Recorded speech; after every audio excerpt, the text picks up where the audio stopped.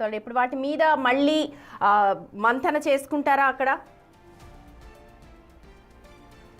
Right, ఒక్క నిమిషం అండి వీరయ్య గారు, ఒక బ్రేకింగ్ అంతోంది మనకు. జనగామలో బీఆర్ఎస్ 13, అలాగే కాంగ్రెస్ 12, సిపిఎం 1, ఇతరులు 4 స్థానాలు కైవసం చేసుకున్నారు.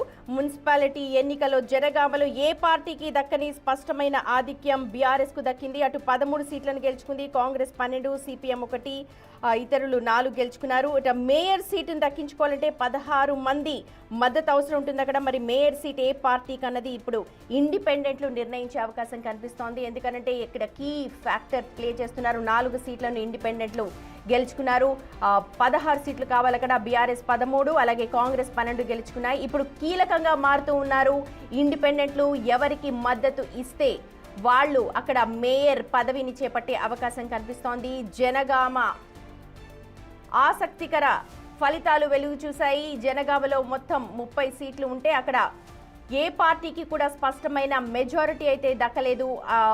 అక్కడ బీఆర్ఎస్ కు 13 సీట్లు దక్కాయి, కాంగ్రెస్ కు 12, సిపిఎం కు 1, ఇండిపెండెంట్లు 4. ఇప్పుడు అక్కడ మేయర్ సీటును దక్కించుకోవాలంటే 16 సీట్లు అవసరం ఉంటుంది. చూడొచ్చు మరి 13, 12 ఒకవేళ ఇండిపెండెంట్లు ఎవరితో కలిసి వస్తారు అన్నది. ఇప్పుడు కింగ్ మేకర్స్ ఇండిపెండెంట్ అయ్యారు. జనగామలో ఎవరిని మేయర్ సీటు వరించబోతోంది, ఎవరి మద్దతు లభించబోతోంది ఇండిపెండెంట్లకు అన్నది ఇప్పుడు అక్కడ ఆసక్తికరంగా మారింది. జనగామ మున్సిపాలిటీలో ఎలాంటి ఆసక్తికరమైన ఫలితాలు చూస్తూ ఉన్నాం. మరి 16 సీట్లతో అక్కడ మేయర్ పదవిని అధిష్ఠించబోయేది ఎవరు అన్న దానిపై డీటెయిల్స్ అందించడానికి మా ప్రతినిధి వేణు అక్కడ జాయిన్ అవుతున్నారు. వేణు, నిజంగా ఎవరికి కూడా అక్కడ మెజారిటీ దక్కలేదు. ఇప్పుడు ఇండిపెండెంట్లు అక్కడ కింగ్ మేకర్ గా మారారు. ఎలా ఉంది సిచ్యువేషన్?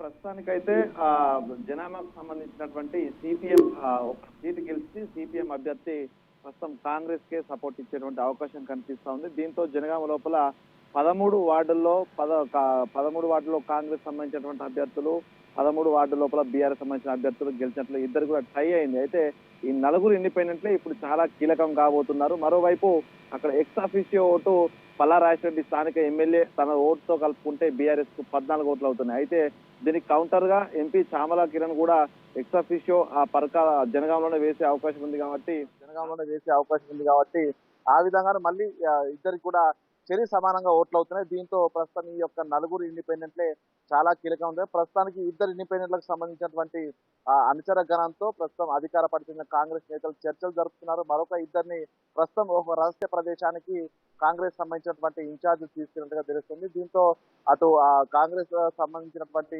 చైర్మన్ కోసమే ఈ ఇండిపెండెంట్లు కూడా పనిచేసే అవకాశం కనిపిస్తోంది. మరోవైపు స్థానికంగా దాదాపుగా 13వ వార్డుకు సంబంధించి బీఆర్ఎస్ పార్టీ అభ్యర్థి అక్కడ 5 ఓట్ల తేడాతో గెలుపొందారు. అక్కడ కాంగ్రెస్ అభ్యర్థి ప్రస్తుతం దాన్ని ఛాలెంజ్ చేసి మళ్ళీ రీకౌంటింగ్ చేయాలని కోరడంతో ప్రస్తుతం 13వ వార్డు లోపల మళ్ళీ రీకౌంటింగ్ కొనసాగుతుంది. ఈ రీకౌంటింగ్ లో తాను ఒక బెండల్లో దాదాపు 10 నుంచి 15 ఓట్లు అటు బీఆర్ఎస్ అభ్యర్థి వేశారంటూ కూడా ఆయన ఆరోపణ చేస్తున్నారు. దీంతో 13వ వార్డుకు సంబంధించినటువంటి ఫలితాన్ని మరొకసారి హోల్లో పెట్టారు. మళ్ళీ సెకండ్ రీకౌంటింగ్ తర్వాత మరొకసారి ప్రకటించే అవకాశం. ఏదేమైనా కూడా జనగామ మున్సిపాలిటీ లోపల అటు దాదాపు 17-18 స్థానాలు బీఆర్ఎస్ గెలుస్తుందని భావించారు. కానీ అనూహ్యంగా ఇద్దరి మధ్య కూడా టై పొజిషన్ వచ్చింది. సో దీంతో ఇప్పుడైతే ఆ ఇండిపెండెంట్ 4 ఎవరైతే ఉన్నారో 4తో టచ్ లోకి వెళ్లారు అధికార పార్టీ నేతలు. దీంతో వాళ్ళంతా కూడా అటు కాంగ్రెస్ వైపు మొగ్గు చూపే అవకాశం అయితే కనిపిస్తోంది. ఇక దాదాపుగా 8 మందిని నిన్ననే క్యాంపుకు తరలించారు. మరో బీఆర్ఎస్ క్యాంపులకు కూడా క్యాంపుకు తరలించారు. ఇప్పటికీ చాలా మంది అభ్యర్థులు స్థానికంగా లేరు, రహస్య ప్రదేశాల్లో క్యాంపుల్లో ఉన్న పరిస్థితి.